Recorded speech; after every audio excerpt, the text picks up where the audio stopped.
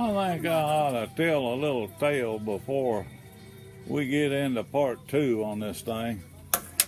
I was in Walmart the other day, and while I was in there, the produce guy over there in the corner was putting up produce. And this lady come up to him and said, "Sir," says, "where did you put the broccoli?" And the produce man said, "Well, ma'am, we out of broccoli." Said, "They bought us all of we had," and said, "But I got a truck coming in tomorrow and you can get all you want." So she went away, and just a couple of 3 minutes later, dog, she didn't come back. Same woman. Went up to the same guy putting up produce and said, "Sir," says, "where in the world did you all put the broccoli?" Says, "I've been up down the aisle here and I can't find it anywhere." He said, "Ma'am," says, "we sold all of our broccoli, but I've got some coming in tomorrow. I got a double load coming in, so we're going to have all you want. Just come on back." And that woman went away, and she came back in about 3 or 4 minutes and went to the same man up there and said, "Sir," says, "where'd you all put the broccoli?" Says, "I've looked for it all over the place. I can't find it." He said, "Ma'am, can you spell dog like in dogmatic?" And she says, D-O-G.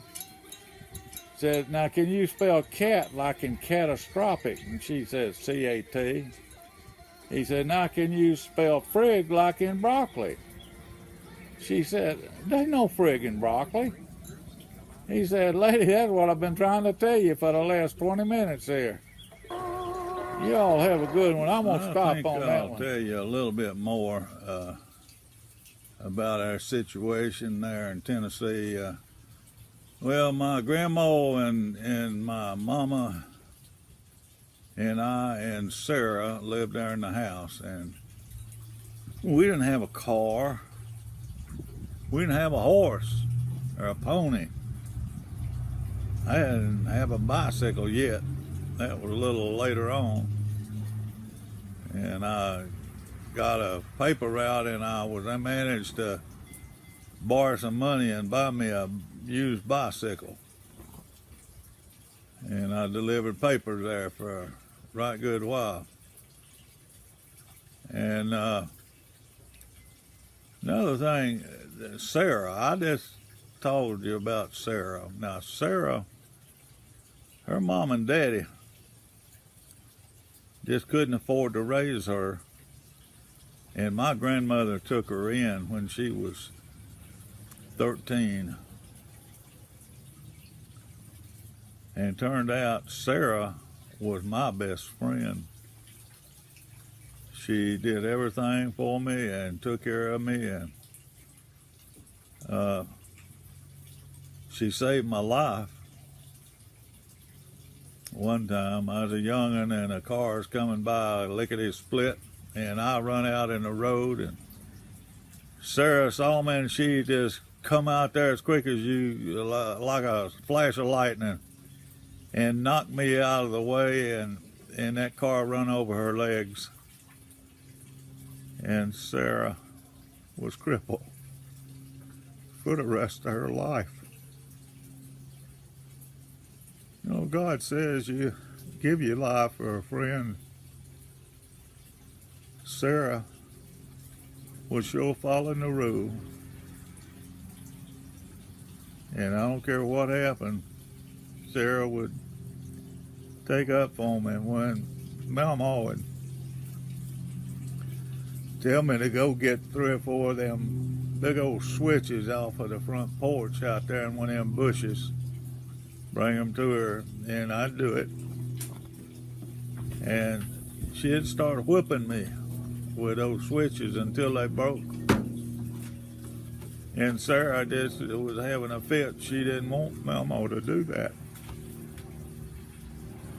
And I'm sorry, I get a little teary-eyed every time I think about Sarah's gone. She's gone on to heaven. And I'll see her again someday. But there was a lot of joys there in that old place too.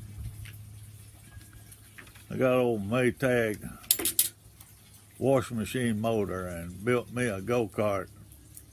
The only problem was, I wasn't a real good engineer at the time, and I put a V-belt on the back wheel, and I forgot to put any brakes on the blooming thing. And that thing didn't, I cranked that thing up and jumped on it, and it took off, and I had this, finally got that thing to stop without running right out in the middle of the road. But I'm going to tell you about some other things, but I'm going to cut this one short today. So God bless you, and look around and see how you are blessed every day.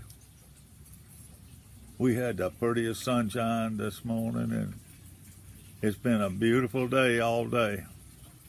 And I'm sitting here on the back porch, and I ate 3 plates of fried pickles and drank a glass of milk. I was so hungry, and they were so good. But I don't know, some people don't like fried pickles, but I do. Well, like I said, God bless you, and you have a great day.